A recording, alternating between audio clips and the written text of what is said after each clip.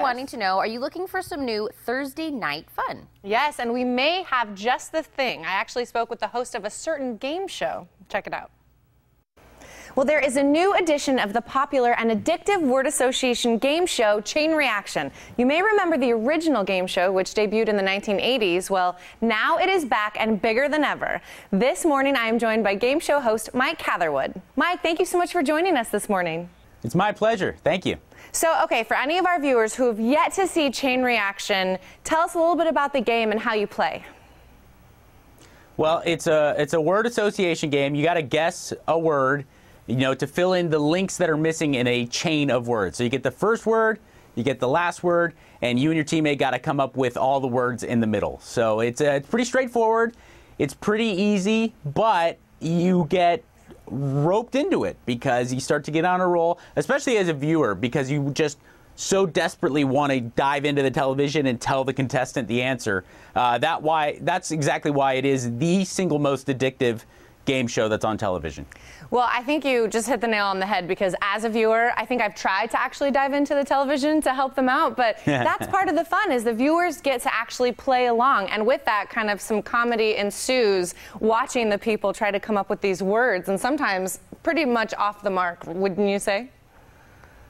Oh yeah, oh yeah. And listen, in defense of the contestants on the show, when the pressure's on and when the lights are on in the studio and there's a live audience watching you, it's a lot easier to make a dumb error than it is sitting at home with your dog on the couch. I will stick up for all the contestants, because there's definitely a real sense of pressure when you're live in the studio, especially when you know I'm right there and I've been already picking on you for the last 10 minutes. So.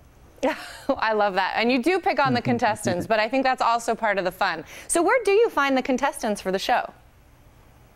They really do a great job, GSN does, of kind of gathering together teams with a little bit of a theme. Sometimes it'll be baristas versus bartenders, or it'll be, teams of cousins, married couples, or fire versus police. So they just kind of, throw out a big net around Los Angeles area, and you'd be surprised what comes up. Well, I definitely think that they're doing a great job, because some of the characters on that show are just funny in themselves. I mean, before the game even starts. So I want to know, Mike, why do you think that this game show is just so addictive and so popular? I think because,